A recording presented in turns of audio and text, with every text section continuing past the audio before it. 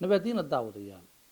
magacaygu waa cabdixakiin cabdi ismaaciil ku soo dhowaada barnaamijka ololaha ka hortaga covid 19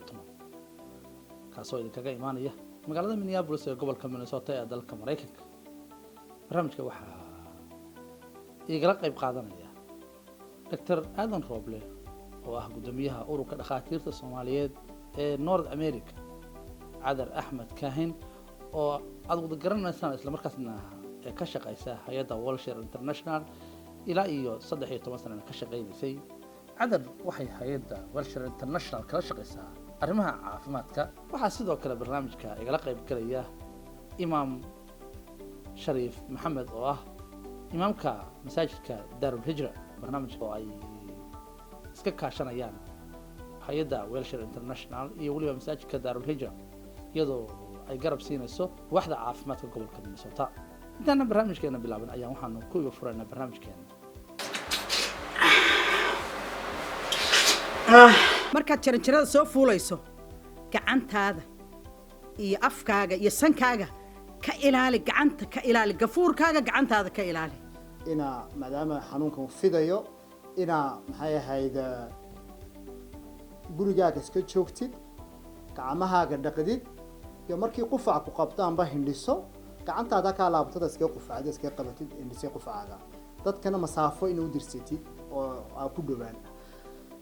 fariinta ugu dambaysa aan dirayo ee lagama maarmaanka ee asaasiga ah waxa weeyaan ee mar walba aan dadka ka rabno waa inay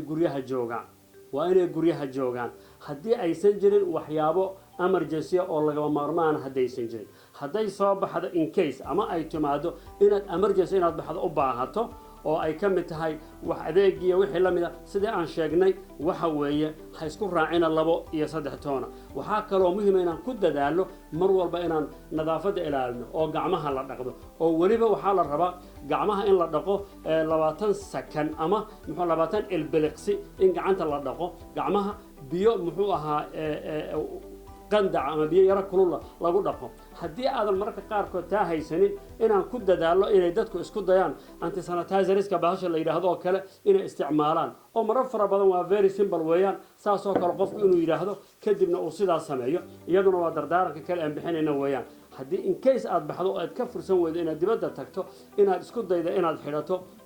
wax aad ku daboolato afka iyo sanka waxaad ku daboolato inaad xidhato. face mask ayaa loo bixiyay. marka tusaalahan waa kan oo kaleeto inuu qofku sidan u xidho ayaa la doonayaa oo laga rabaa. dardaaranka kale muhiimkaan bixinayna waxa weeye qofku hadduu qufacayo ama ay noqoto inuu hindhisoodo inuu sidan yiraahdo oo uu daboolo afkiisii ayaan iyadana aan kula dardaarmayna. waxaan kula dardaarmayna oo kaloo laga maarmaan ah dadka guryaha degan ee guryaha badan ee isla degan yahay hadday noqoto inay jaranjar soo raacaan inay iska ilaaliyaan jaranjarta ay soo raacayaan inay usha dheer ay qabsadaan. hadday qabsadaanna mar allaale iyo markay guriga yimaadaan inay horey gacmihii ka dhaqaan. maxaa jira usha dheer ee jaranjarta aad soo qabsatay intaasoo qofka kaa horreysay baa qabsatay marka inuu jeermiskii meesha ku jiro ayay suuragal tahay ama u badan tahay. marka inaan taana aan ka taxadaro aan doonayna oon isfarayna. ugu dambayntii waxa weeye caafimaadka ilaalintiisu waa waajib diini ah weeyaan oo diinta islaamku ina farayso. wacyigelinta koobaad aan kula talinaya waxay tahay gurigaaga joog, gacmaha dhaqo, gafuurkaaga xidh, haddaad hindhisayso gacanta ku dabool. mar kale barnaamijkeena ku soo dhawaada dr aadan rooble gudoomiyaha ururka dhakhaatiirta soomaaliyeed ee North America ayaan waxaanu weydiinaynaa sida uu u faafo cudurkan iyo waliba astaamaha lagu garto. sida ogsoonahay xanuunkan waa xanuun jeermiskan ama viruskan covid-19 la yiraahdo wuxuu raacaa hawo mareenka oo raacay marka waxa ka dhigan tahay hawadu ku soo raaci karaa. marka sida tooska u qaadi karaysid waa viruskii oo hawada la socdo oo aan neefsatid. waxay ku dhici kartaana waa qof jiran oo xanuunkii qaba oo agtaaga jooga oo amba kuwa qufaca amba kuwa dhisa amba intuu kugu soo dhawaado wala hadalsiina wala sheekaysanaysiin ayuu hawada ku soo raaci karaya. hadduu xitaa qofkii meeshii ka dhaqaaqo oo wadi viruskii hawada ku sii jiro oo meeshii isla markiiba soo martid waa qaad karaysaa, waa neefsanaysaa. waa virus marka neefsatid deedna wuxuu helayaa meeshii u baahnaa sanka afkaas uu kaa gelayaa deednaagaas ku taramaya. si kale aan toos ahayn baa jirto oo qaadi kartid waxa weeyaan viruskii oo meel iska jooga oo qof jirana meeshii uu taabsaday amba uu ku hindhisay adiguna kasoo dawo martid oo aad taabsatid amba gacantoo aad isku dhiibtiin oo soo gacmihiisii iskaga duufiyey oo iskaga soo qabtay viruskii asalaantid gacantaadu kaa soo raaci karaa kadibna gacanta haddaad iska dhiqi weydid waxaa dhici karaysa ina maxay ahayd ama cunto ku cunti amba sankii aad taabsatid amba indhihi aad taabsatid xanuunkaas saamaa lagu gartaa waa xanuun hawo mareenka viruska kuu marayo marka calaamadaha horese aad dareemaysid waxa weeyaan waa infection oo waxa weeyaan markiiba qandho badan kugu soo boodaysa iyo maxay ahayd qufac qalalan oo engegan cunahaasaa ku xanuunaya waxaad dareemaysaa neefta oo diiqad kugu noqonaysa waa calaamadaha ugu waaweynaya dadku ay dareemaan marmarka qaarkood dadka waxay dareemaan shuban iyo lafa qaraac muruq qaraac daal badan iyo burbur jirka ah cadar axmed kaahin ayaanu waxaanu weydiin doonaa sida khatarta leh ee cudurkan la isku gudbin karo iyo weliba dadka u nugul cudurkan waxaa qaadi karaa qofka aad u socodka badan warwareega badan aan iskarantiimin aan ku ekaanin gurigiisa salaanta badan socodka badan aan talooyinka caafimaadkana raacin ayaa khatar uu ku yahay inuu ku dhaco oo u soo jiidi kara qoyskiisa iyo dadka kale uu la nool yahay uu u soo jiidi kara qofkaas iyo naftiisaba wuxuu halis ku yahay dadka waayeelka ah dadka sonkorta qaba dadka wadna xanuunka qaba dadka dhiigkarka qaba dadka neefta qaba dadkaas oo dhan buu khatar ku yahay iyo dadka maskaxda ka xanuunsan een garanaynin inuu xanuunsanayo ama dhakhtar ula xidhiidho dadkaasna halis buu ku yahay lama hubo inuu dumarka uur kale uu khatar gooniya u yahay iyo inuu sida dadka caadiga ugu dhici karo hadduu ku dhaco yacnihii lagama yaabo lama uu hubo ilaa hadda inuu sida dadkan kale ee cudurradan gaarkaa qaba uu halis ugu yahay dumarka uur kale lama hubo imaam shariif maxamed oo ah imaamka masaajidka daarul hijra ee ku yaala xaafadda ay soomaalidu u badan tahay ee siidar waxaan rabaa su-aasha koowaad oo aan raba inaan weydiiyo waxay tahay waa maxay sida ugu habboon ama ugu hortegi kara cudurkan aniga iyo qoyskayga maxayse noqonaysaa doorka culummada soomaaliyeed marka ugu horeysa waxaa muhiima in qofku haddii qof adiga xiriir kula leh ama qoyskaaga calaamadihii cudurkan oo dadkii iga horreeyay soo sheegeen sida qandhadii faraha badnayd sida qufac muxuu ahaa weliba qallalan sida muxuu ahaa neefta oo yaro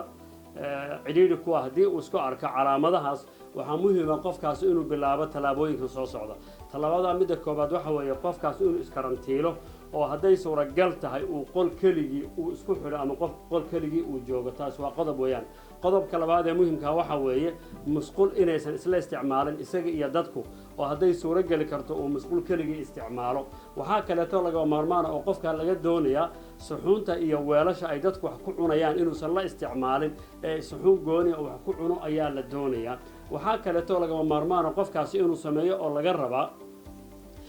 haddii uu doonayo inuu usoo yaro baxo qolka uu ku jiro dibaddiisa inuu afka xidho oo uu xidho muxuu ahaa maas uu xidho sida hadda kanan anigu xidhay oo kaleeto inuu saa u xidho ayaa la doonayaa waxaa kaleeto qofka isaga laga rabaa inuu aad iyo aad muxuu ahaa uu u ilaaliyo meelaha maaragtay ay suuragal tahay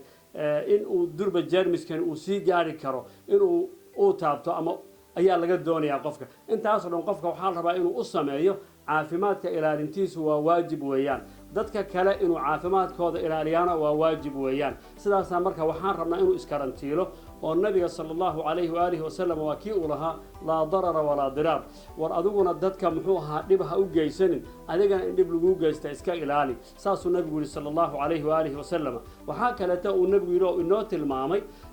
muxuu ahaa neef geela oo tusaale ahaan cadho qaba ama cudurrada faafaya qaba inaan geel kale lagu dhex darin sidaa darteed ba waxaan rabnaa qofku marka inuu iskarantiilo si uu isaguna isu badbaadiyo dadkan uu badbaadiyo ayaan doonaynaa yacni waayahay su-aasha kale haddii aan usoo daadego doctor aadan haddii aniga ama qof kale cudurkan qaba isla markaana aanan hubin in aanu qabno maxaana la habboon inaanu samayno haddii calaamadeer dareentid waa si su-aashii hore u baahan tahay mar kasta qof kula taliya qof caafimaadka shaqo ku leh oo markas amba dhakhtarkaagaasi wac amba waxaa jirta maxay ahayd hotline loo sameeyey wasaaradda caafimaadka ee Minnesota MDH-ka oo lambar bay leeyihiin lambarkaasaa ka wacaysa deena iyagaa su-aalo kusii weydiin doona deena kula talinaya laakiin markasta waxaa muhiima inaa marka hore telefon aad jirtid oo anaga ku degdegin emergency roomka oo maxay ahayd ER-ta ah ana waayo waxaa dhici karaysa adigoo xanuunkii ku hayn in xanuunka laftigiisa halkaa kasoo qaadi kartid amba meeshii aana diyaaran laku hayno dad kale kaa horeyaan badan oo bukaan kale joogo marka lakuma degdego emergency-ga ee marka hore telefonka la isku horeysiiya cadar aan usoo laabtay cadar ayaan rabaa inaan weydiiyo halkee laga heli karaa macluumaadka lagu kalsoonaan karo oo af Soomaali ah waxaa laga heli karaa masaajidka Daaral Hijra line baa jira telefoona iyo Welshare International ay isla leeyihiin oo message lagugu soo diri karo adiguna aad u soo qori karto message macluumaadka waxa kale oo ka heli kartaa wasaaradda caafimaadka ee Minnesota MBH Imam Shariif ayaan dib ugu noqonayaa Imam Shariif waxaad ii sheegtaa maxaad samayn haddii adiga ama qof reerkaaga ah ka tirsan oo xiriir dhow la lahaa qof cudurkan qaba ama calaamadihiisaba lagu arkay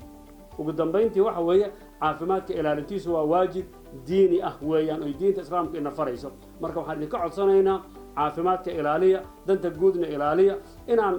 qofku caafimaadkiisa ilaaliyo aniga kaygiibuu ilaalinayaa inaan anigu muxuu ahaa kayga ilaaliyo adiga kaagaan ilaalinaya marka waxaan rabnaa isku doon baan saarannahay qof walba waajibka isaga saaran inuu guto si aynu ugu guulaysano cudurkan in la xakameeyo oon xakamayno insha allahu tacaala daawadayaal iyo dhegaystayaal barnaamijkeenii ololaha ka hortagga COVID-19